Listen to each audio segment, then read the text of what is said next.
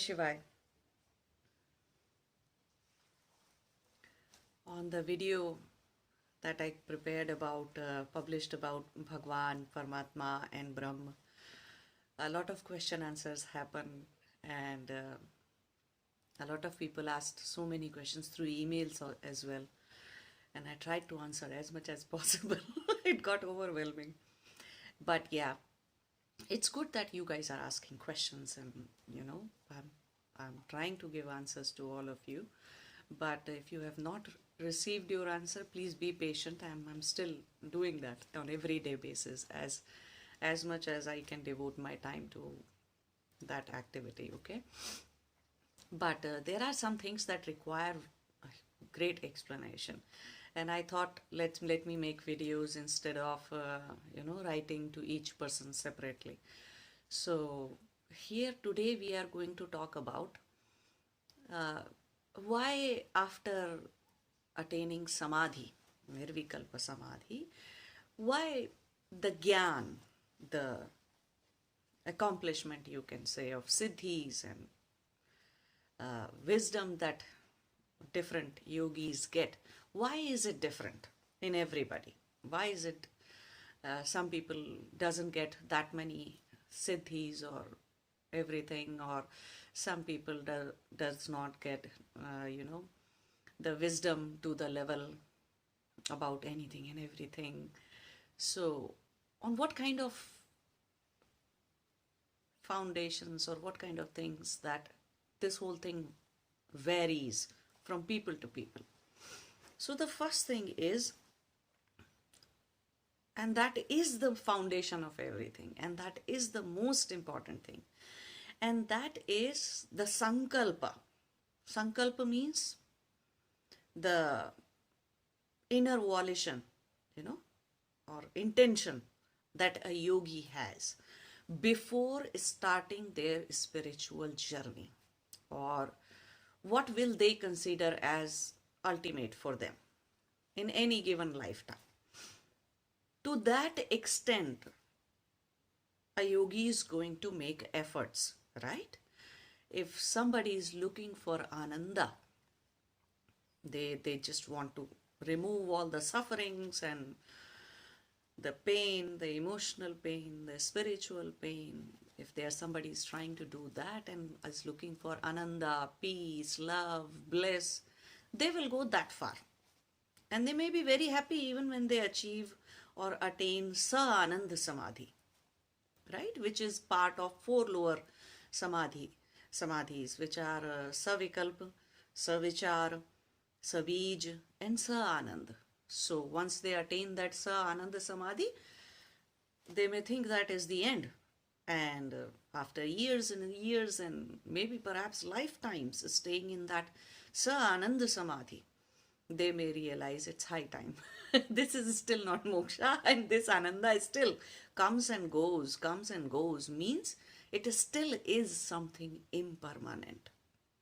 They haven't reached that state where everything is going to be for forever. Means they will achieve permanence from the ananda point of view. Then they will go for nirvikalpa samadhi.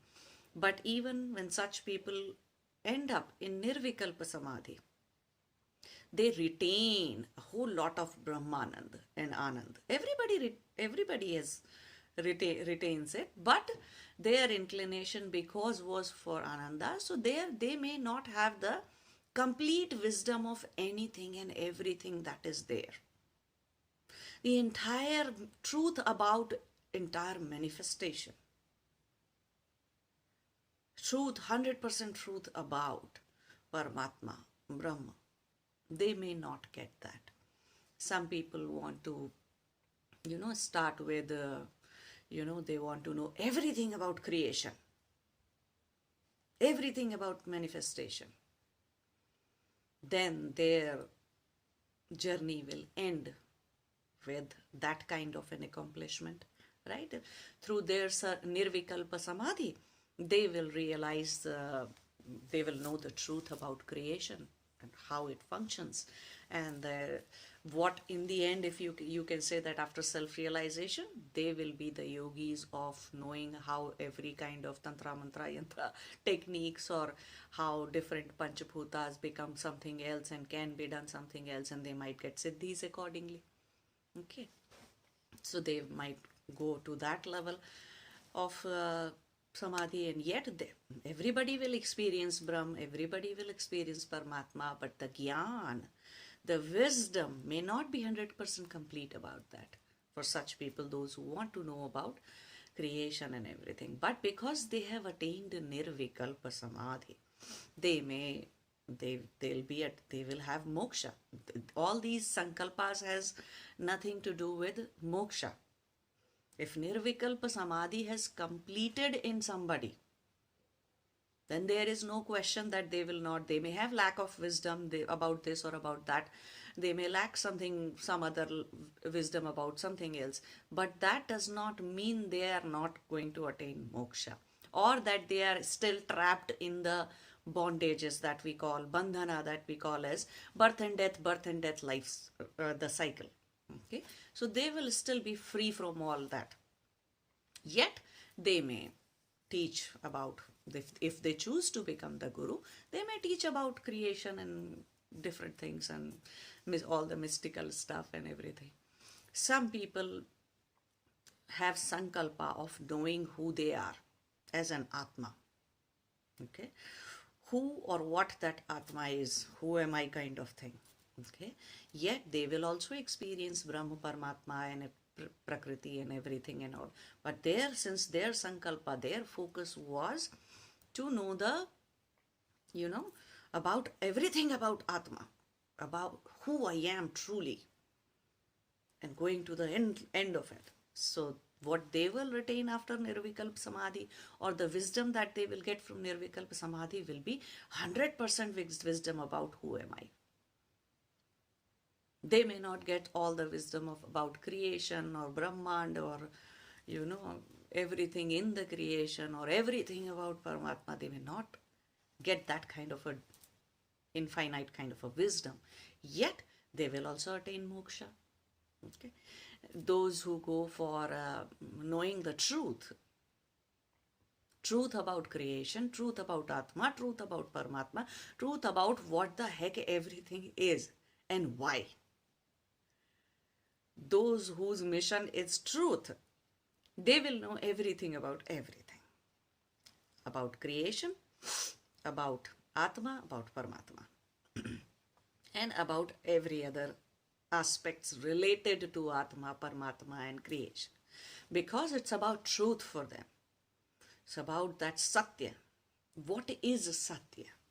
Beyond everything. What is truth? Ultimate truth. Beyond everything. So they will get a sort of a 360-degree view of everything. So their powers will be accordingly. Their Shaktis that they retain or get through Nirvikalpa Samadhi will be accordingly. Their way, people attracting to them would be more for, wisdom about everything, truth about, knowing the truth about everything. Some people are very, very much, it's a suffering for some people to not know the truth about everything. It's a suffering for some people to not be in Ananda, not having permanent Ananda within. It's a suffering for some people not knowing who they are, who they truly are, what their self is. So if roughly you want to divide these kind of inner volitions, or volition or intention or sankalpa, you want to divide that, then you can divide them according to Sat, Chit, Ananda. Some go for Sat. Sat means all that is existence and beyond. So what are the three things that have existed, that are called as existential reality, which are eternal in nature? There are three. Prakriti means creation, entire manifest, and Atma and Paramatma. Some people go for Chit. Chit means, Chit are only two. Chit means Chetana. Chetana means consciousness. Who are the two who are conscious? Atma is conscious, and then Paramatma is consciousness himself. right? So two are conscious, two are chetan.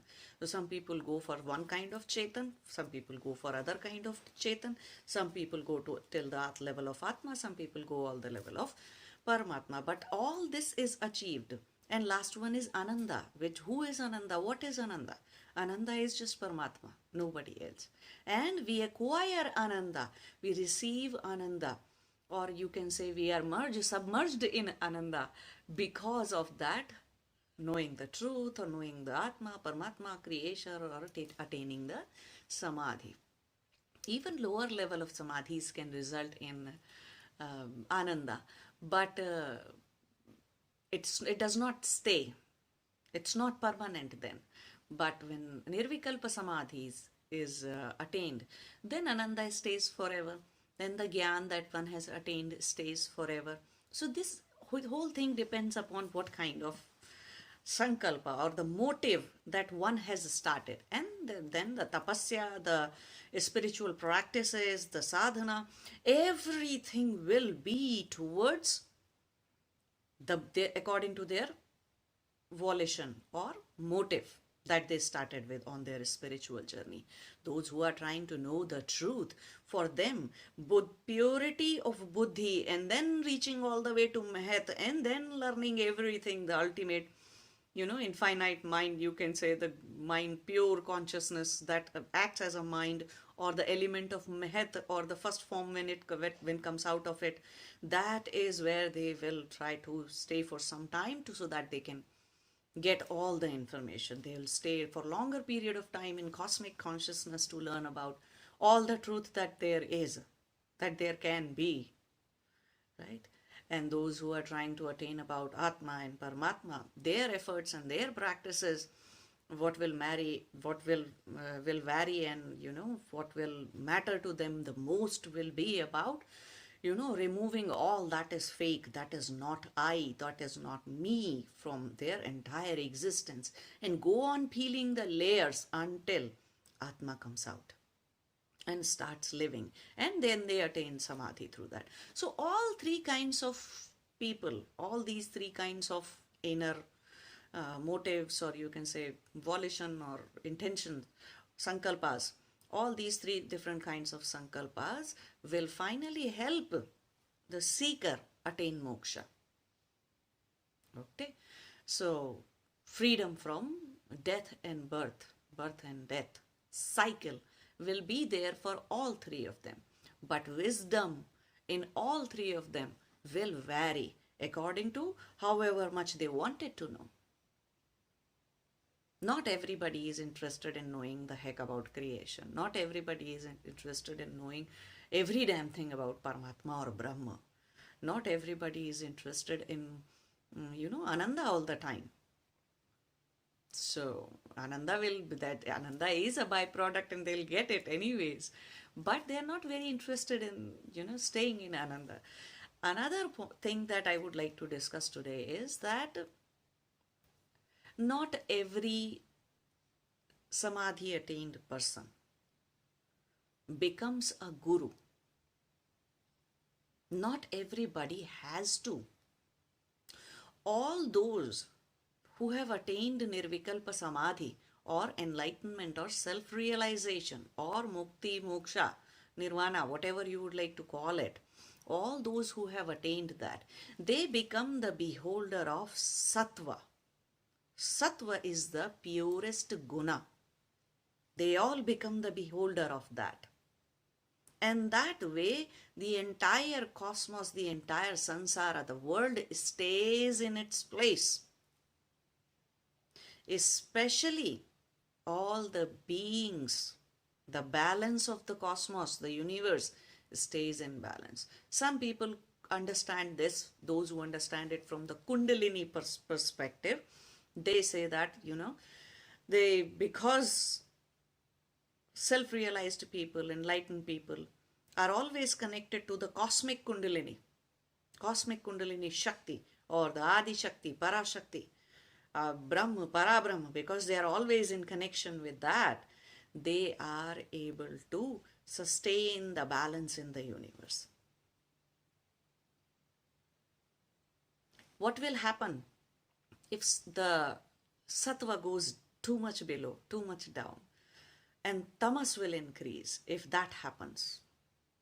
And when tamas increases, tamas is the impure guna, impure virtue, right? So when that increases and sattva goes too much below, lower, then wars will happen, destruction will happen, different kinds of famine and drought and pandemics will happen, and you know, yeah, so many natural disasters will happen. A lot of beings will just die because cosmos will try to balance it. The number of beings who are collectively holding tamas, the number of beings in the entire cosmos, especially on planet Earth where the karma deha is there, this balance is very much necessary. It may not matter so much for celestial beings or other kinds of beings, but for humans, those who have taken this karma deha, means human body, for them the balance of prakriti matters a lot. Prakriti means the equilibrium of sattva, rajas and tamas, three gunas. So for human beings that matters a lot. If tamas increases a lot, humanity will destroy itself in one way or the other, and not just destroy itself, they will destroy the planet Earth as well in myriad ways. And then planet will try to, Mother Earth will try to balance itself by giving, having pandemics. So the amount of people who are actually, the total amount of tamas is the tamas in lot of people, humans. Let's just talk about humans, okay? And the total amount of rajas is whatever rajas is there in all the people, in the entire humanity. Collective rajas you can call it, collective tamas we can call it, and the total amount of sattva that we have. If ever a balance, it goes out of balance, a whole lot of people go through unnatural death or death by natural disasters. That is what happens. That is how gunas are balanced in the cosmos. There can never be more number of people holding tamas. There can never be a whole lot of people holding just rajas, and sattva and tamas goes down. No, that is not how it works. So the prime, if the number of enlightened people, why is it so important to enlighten so many people? The more the sattva increases, the more there will be kindness, compassion, love for life, freedom of every kind, lack of all kinds of bad things that happen in the world, right? So many bad things and bad people are there, and there will be less. It will become a much more livable place, you can say, if there is less tamas in the world, right? And people will live for dharma, people will live for righteousness, people will do good karma, will live and let other people live too. So that kind of a world becomes and world happens. So time to time, either we enlighten more people, or we go through all kinds of natural disasters and things and let the cosmos balance it that way. That is why all the gurus, are so much after making people spiritual in one way or the other, teaching them in so many ways in one way or the other. Okay, still if the number of in this yoga, in this time cycle, if the number of people holding sattva goes down, then something happens. And that is why we are saying more and more number of people need to enlighten. So this is one of the main purpose of staying in the body, even after attaining samadhi, moksha, nirvana, mukti. So this is one of the most important reason. If forget about doing good karma or learning something, if anybody becomes part of flood, fire, earthquake, pandemic, if they are gone, they are gone. They'll take life, they'll take birth in another kind of a time, or in some other time or some time later or whatever, but this life is done, this life is gone. Okay, so we need to understand that this is one of the most important thing to do, most important thing. Now for that, one may or may not everybody, not every samadhi person or person who attains samadhi actually has a karma which makes them converts them into a guru. Very rarely, very few do that. There are more gurus who are still walking their spiritual journey, whose spiritual journey is not complete yet. Yet they are guru, and that is fine. If you are learning music and you may have learned it for 10, 15 years or 5 years or whatever, and you may try to become a guru or a teacher for those who are, starting in they are beginners and all that. So that is fine. There's nothing wrong about it. Not everybody is right away ready to learn just from the enlightened ones. Not everybody is ready for the wisdom of moksha at once. Very few, very, very few people are there who truly wants to walk their spiritual journey for moksha. A lot of people are walking the spiritual journey to eliminate suffering of one or the other kind. A lot of people are walking their spiritual journey to stay in the bhakti state, and surrender to their Isht, their Bhagwan, their Guru, or their whatever.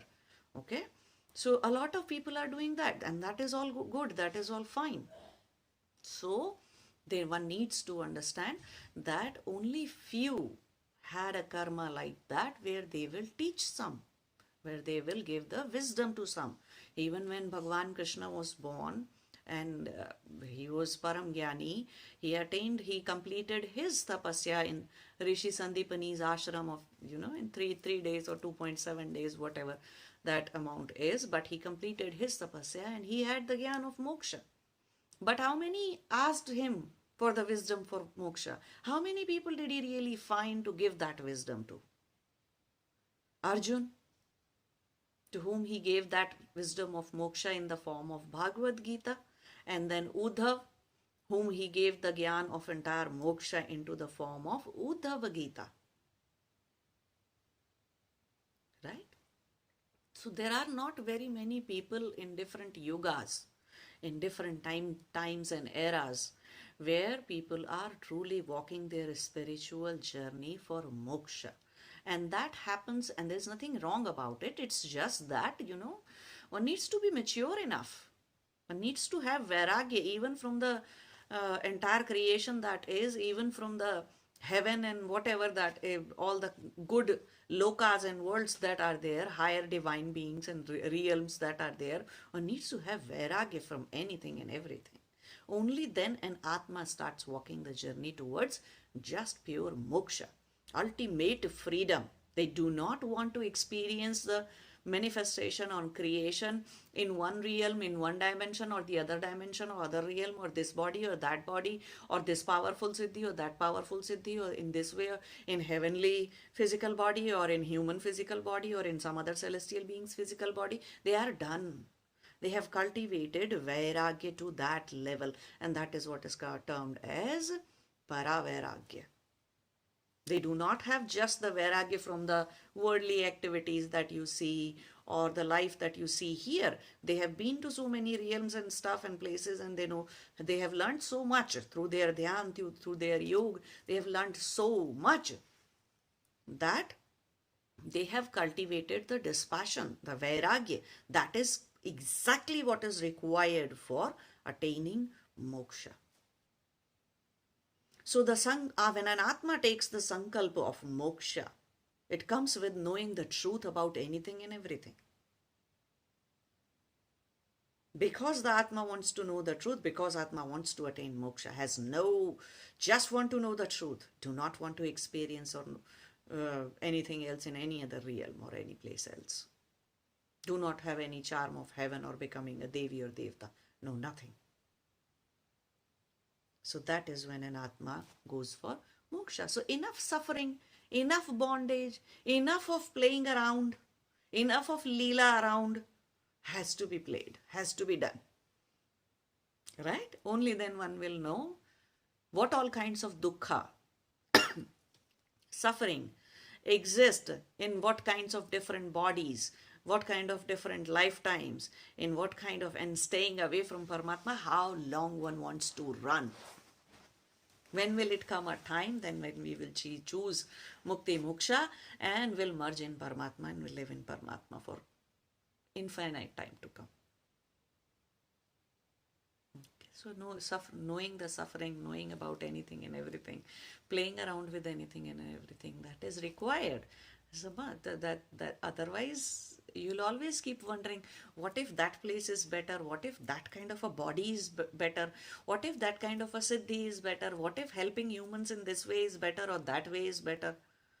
So all that kind of interesting things will look like those are the interesting things, and those are I'm going to make that as a goal, and that is fine. As long as you are not increasing the tamas aspect in the world, then it's okay, it's fine.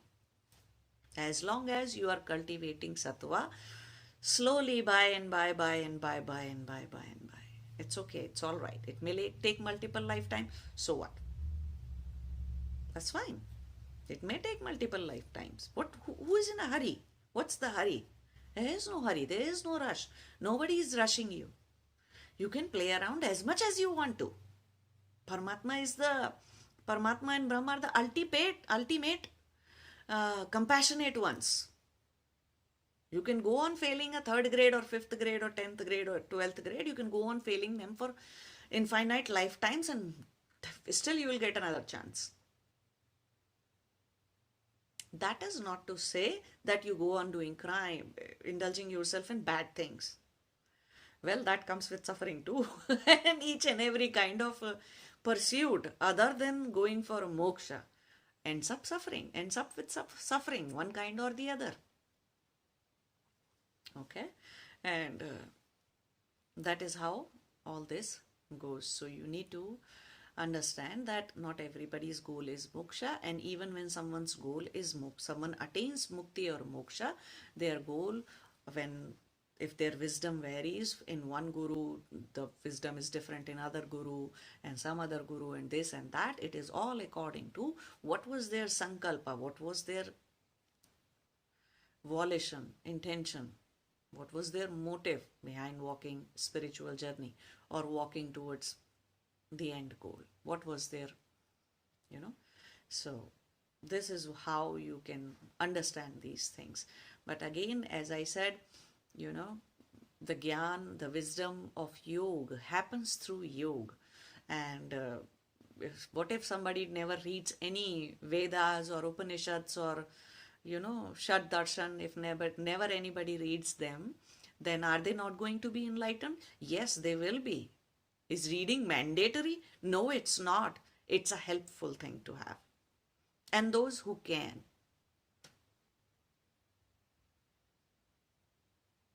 Those who can. But just think of music. No matter how much a music is written on sheet of paper, you'll never get it until you start playing, until you start connecting to each and every musical note. Thousands of hours of singing and millions of hours of listening those pure notes is what is going to reveal the true nature of sound, is what is going to reveal the true essence of each and every note. You cannot learn music by reading. There's no point. Try writing a song. How much melody you understand that way? No, until you play it, sing it, play it using any instrument or sing it, no way you are going to get it. So, and there are a lot of people in the world who are not even English speaking. They are speaking some other languages in the world. They have no way to read, and in their language, Vedas or something, or some books or wisdom of moksha may or may not be available, and they may or may not read it, yet they are enlightened. Because the gyan of yoga happens through yoga. By doing it, a lot of people you may meet, especially in India, I have seen a lot of people who never went to any guru or any teacher for learning music, yet they are so much of they know the entire music by themselves, by practicing themselves. Just by practice and practice and practice and practice, they learned the entire music. They learned all the notes, musical notes, all the 12 musical notes. Did somebody teach them through, or did they learn it through the books? No, nobody can learn it by the books. So similarly, the entire wisdom of moksha, is entire wisdom of yoga happens by practicing, by doing it. So reading is helpful and can help you understand some concepts, give you a clarity, and yet without doing it just through reading, you are not going to attain moksha. Nobody attained moksha but just by reading and doing vichara, or thinking about things and all that. Clarity happens, it helps you move forward little quicker than what you may attain through your practice, but the depth of wisdom that one gets through spiritual practices, that can never be compared to someone who is just reading the book or reading a scripture. So there is a limitation for that. So it's better, no matter how much we discuss about samadhi or moksha or intention or volition and what kind of samadhi, what kind of gyan one gets, where does one lands and what happens, all these talks, all these spiritual talks and all these explanations in different books and scriptures, it's not going to help you if you are not doing your spiritual practice. So it's better to do your spiritual practice, do your sadhana, and then learn everything. That way it becomes much more easier to grasp something. If you start riding a bike, then you may read a book about the bike, but it becomes easier to ride the bike because now you know the mechanics, the principles behind it. But if you just keep reading it and one day you sit on the cycle and you decide, okay, now I'm going to ride the bike. No, you won't be able to. That's a separate practice. You need to practice. Okay? And you may learn everything if you start riding a bike for 6 months or a year and you pay enough attention to everything in the bike, and you may become a perfect biker without reading a book ever about a bike riding, right? So focus on your spiritual practices more than anything else.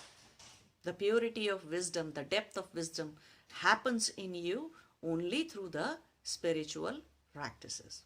Okay? Namaste. Jai Shivaya.